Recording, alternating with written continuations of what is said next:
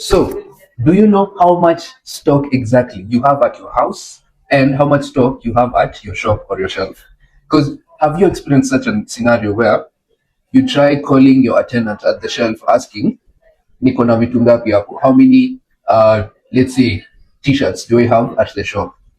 So this problem has now been solved on Uzanga. So you can now record stock for each variant on each product by location. Long story short, um, you can now be able to record how much stock you have in your house and how much stock you have in your shop or warehouse or a different location. So this is how you go about it. First, you need to set up the locations. So you go to settings, then come to inventory locations. Now, when it comes to locations, this is how locations work. You can have as many locations as you'd like, but only one location has to be the default one, and that's the location. So you can have several locations, but one has to be the default one. Now the next rule is when it comes to the sales, when it comes to now your website, the total stock is what will be displayed on your website. If you have 10 shoes in your house and 15 shoes at your shop, on your website, the total stock will be displayed as 25. Okay. Now, the third rule is when during checkout, right? When if the customer adds two shoes to the cart and now they're checking out, the stock has to be reduced. So, which location are we going to reduce the stock from? So, this is the stock will always be reduced from the default location, okay, or the location with the highest priority. So, if your rental shelf in CBD has the highest priority number one, then your house number two. So, we'll start with reducing stock from your shop, then start reducing from your house. So let's go ahead and see how it works.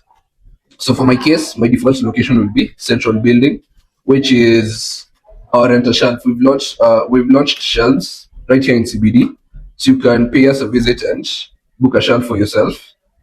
So Central Building, I'm going to say this is my main shop. Then I'll go ahead and save. Now the next location, which is probably also your situation, is your house. So I'm going to say my house, right, and say my storeroom in my house, and the location is active. So now we have two locations, and so take note of the priority, because priority number one is where we'll be reducing the stock from. So if you want your stock to reduce from your shop, you set your shop to be priority number one, then your house priority number two. Now we can go ahead and now either edit or our existing products or create a new product. So whether you're creating or edit, let's start with editing. Whether you're editing, let's say this dress, right? Now you can say that you for locations, you can start from here, product stock by location, or come to each variant. So let's do the general part. So how much stock do I have at Central Building? For this green dress, I have 10 of them at Central Building. Then, what's it called? Yeah, here. My house, I'm left with 5 of them. So now I'll be having 15 in total. Okay? So let's take note of the title. Nice green dress. Now if we edit this and check the total stock, you'll notice that the stock is a total of 15. You get. So again, if you create a new product, let's see, let's see, let's say this bag. Okay, then I'll say handbag, right? Come again and say handbag. This is just for demonstration purposes. The main point is what's it called? The main point I want you to get is the about locations. Let's say 100. Now, here is where you see how much stock you have at your shop and how much stock you have at your house. So for my shop, I have 10 of them. In my house, I have, let's say, 6 in total. Now, you can also specify per variant. Now, that means for this variant, it's, as I've indicated, 10 and 6. Now, for the next variant, which now will be, in this case, let's say this bag, you can Now specify. Now for this bag, I only have 4 at the shop and 2 at my house. You get? Then now you create the product. So how much stock is supposed to be there? 22 in total. Now let's see what happens when we shop from the website. Let's do an order. Let's see. So take note of the stock. We're going to buy this variant. This variant. That's what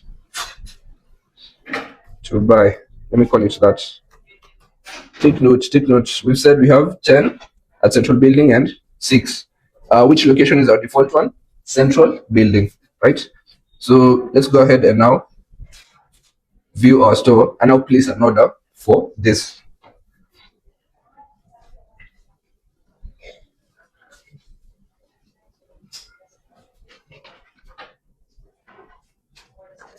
So handbag to buy.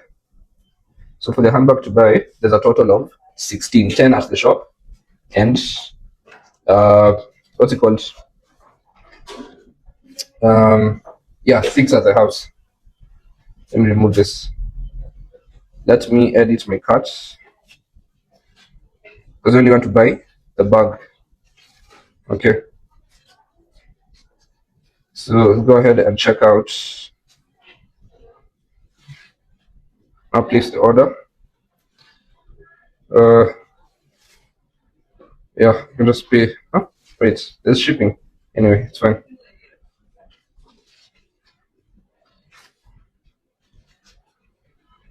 Right.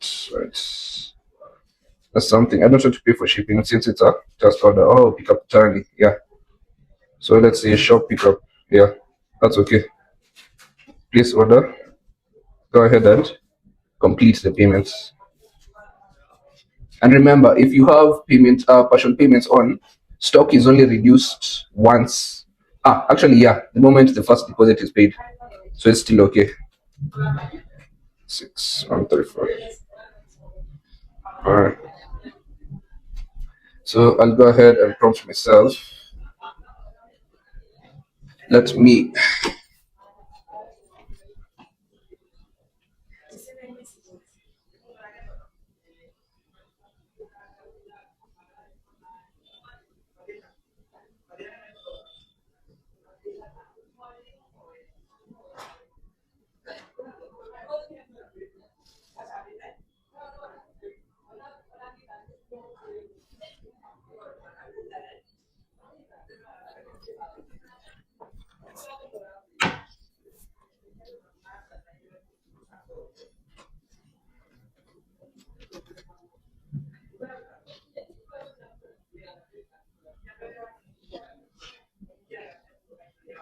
Okay. Now, if we check, so I've now bought something from the shop. Now, if we check the stock, which one was it? Let's check orders. Shop pickup. I had bought 2, so the stock from Central Building is supposed to reduce to 2. So you can see we also show the stock that's been depleted at Central Building. 2 has been depleted at Central Building. Now, if we check the product, we'll see that. Let's see. Now you can see that at Central Building. Wait. Open the wrong one. It was this one.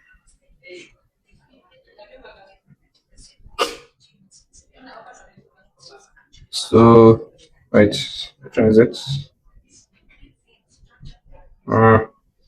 Yeah, right.